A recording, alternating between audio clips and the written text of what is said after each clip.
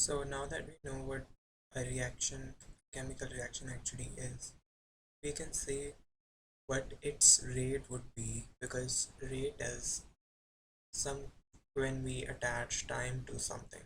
So for example, reaction rate would be in what time the reaction occurs. So rate of reaction is the time or the rate at which the species loses its chemical identity per unit volume. Now, when we think of rate, we don't really give the concept of give it the concept of volume, but in this case, we will consider volume because otherwise we would not be able to gauge what we will not we wouldn't be able to gauge for what volume we are taking that reaction rate for. So it is more convenient to take it per unit volume, because for different volumes, for example, the reaction in a room, for example, is bigger than the reaction if it would happen in a small cup. So the reaction rate in these two different places, if we take it without volume, that would be so different that it would not be convenient to compare those values. So therefore we take it per unit time and per unit volume. The next is the unit of rate of reaction.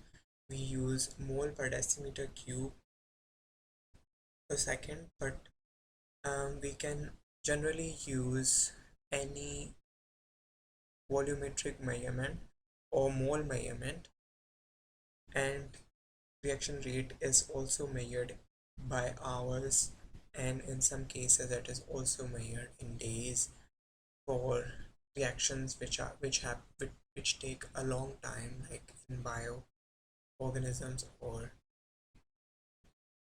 bioreactions that take a lot of time. So the rate can be expressed as the rate of disappearance of the reactant or the formation or the generation of product.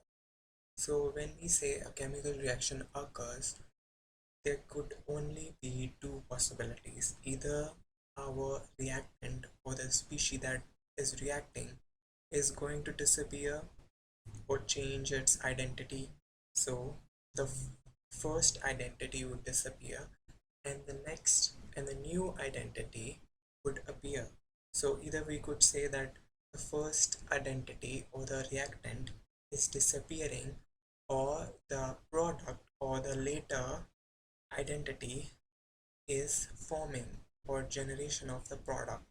So when we say that some quantity is decreasing or disappearing, we show it with a negative sign to imply that this is a case where this species is limiting or decreasing, while for a formation rate we don't use this minus sign or negative sign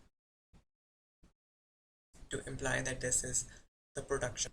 Let's consider this very easy example for a reaction rate where we have a species where we have a reaction, isomerization reaction, where A is converting into B. And for this, we can say that A and B are isomers because we have an isomerization reaction. So the rate of formation of species A would be given by the rate of formation of species A per unit volume is Ra, and the rate of disappearance of species per unit volume is minus Ra, and the formation of B is obviously Rb as discussed before. Let's take an example of this reaction, but here we have some numerical value to deal with. So here we would say that this is 0.2 moles per decimeter cube per second. So this is a value this is a numerical value we have for a reaction, we would say that species B is being formed at a rate of this 0.2. So the RB would be 0.2 mole per decimeter cubes per second, where the species A is disappearing at the same rate. So if it is disappearing at the same rate, that means minus RA, as we discussed before, is 0.2, and the rate of formation of or generation of A would be minus 0.2 mole per decimeter cube per second. Here we have the negative 0.2. That's because no A is being formed and the already present A is disappearing, so that's why we have a negative sign.